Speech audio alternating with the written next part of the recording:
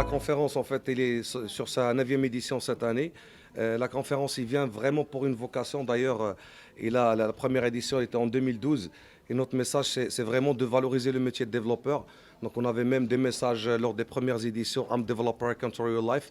Parce que même au Maroc, en fait, il n'y avait pas trop de valorisation du métier de développeur, même un peu dans l'ère d'offshore, etc. C'est des travaux pas intéressants, c'est pas de l'ingénierie, etc. Donc, avant même la conférence, c'est un travail communautaire. Donc, c'est les premières communautés qu'on a commencé au Maroc, alhamdoulilah, en 2009. Et l'idée, c'était de faire un événement technologique. Avant, il y avait des événements, mais c'était pas en vocation technologique pure et dure. Et en fait, et c'est ça la valeur ajoutée principale le Devox Morocco. Il ramène vraiment des conférenciers de gros calibre. Enfin, en l'occurrence, donc il y a pas mal de personnes de Google, Amazon, Facebook, Twitter, Yahoo, OVH. Donc vraiment, c'est les gros Mastercard.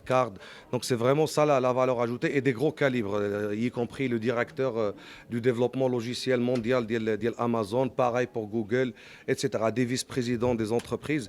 Et donc, et ça, la valeur ajoutée, c'est toujours l'objectif, en fait, de ramener ces gens-là pour inspirer nos jeunes, pour inspirer nos talents, parce que le contenu est démocratisé, mais il ne faut pas sous-estimer en fait, la discussion avec eux, etc. Aujourd'hui, d'ailleurs, sur un autre monde en parallèle, on a lancé pas mal d'initiatives communautaires.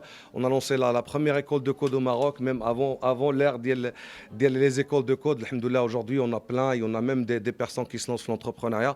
Même la culture, le hack. Donc les premiers hackathons de Maghreb, Devox Morocco, et aujourd'hui il y a des acteurs qui font des hackathons. Donc leur premier hackathon de Devox Morocco, et ça c'est en fait l'histoire, il témoigne tout ça, donc vous pouvez revenir en historique.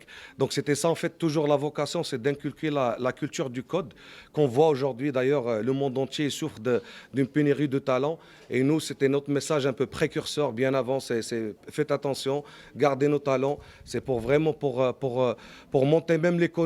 Quand on parle des GAFA, les entrepreneurs, donc il y a beaucoup de vocations même pour le pays, ça peut même hisser le PIB du pays, ça peut créer de l'employabilité, etc. C'est les startups aujourd'hui aux US, c'est eux les meilleurs employeurs, etc. Et on voit aujourd'hui, parce que les startups, comme on dit dans l'étape d'El Scaling, ils ont besoin des ressources. Parce qu'en fait, il y a des étapes, ils ont besoin de ressources pour développer. D'ailleurs, tous les outils que vous utilisez, donc ils sont en développement continu, donc ça ne s'arrête pas. Donc c'est toujours en innovation, et c'est les développeurs. On a beau avoir, notre message c'est toujours, on a beau avoir des décideurs, etc., pour parler de la stratégie, mais on a besoin des gens pour mettre la main dans la pâte, des intelligents, des problem solvers qui réussissent un petit peu cette transition numérique des pays. Donc c'est ça vraiment la vocation de l'événement. Et alhamdoulilah, avec ces années-là de persévérance, parce que c'est un événement qui a gardé ses couleurs, il a gardé sa proposition de valeur. Et voilà, ce qui fait que, alhamdoulilah, cette année, on a même réellement la présence de tous les officiels, l'administration publique, Madame la ministre Ritem Zour de la transition numérique et la réforme de l'administration publique, etc. Monsieur le Wali, Monsieur le Président. Donc ça a fait ce que... Mais on garde toujours l'événement, on garde toujours l'esprit développeur. D'ailleurs, même sur la partie food, etc., tout le monde y prend la même chose. On n'a pas étudiant, là, c'est la même chose. VP, ministre, on essaie. Donc c'est un esprit aussi. Donc pareil, c'est un événement, la langue principale c'est l'anglais. Depuis le premier mot d'ouverture en 2012, je l'ai fait en anglais. Donc aujourd'hui on voit le Maroc, alhamdoulilah, surtout sur la tech ou à l'échelle même de l'éducation, on essaie d'instaurer l'anglais. Donc voilà, donc c'est des choses qu'on a fait un travail de fond, et ce qui fait que l'événement, ce qui est aujourd'hui.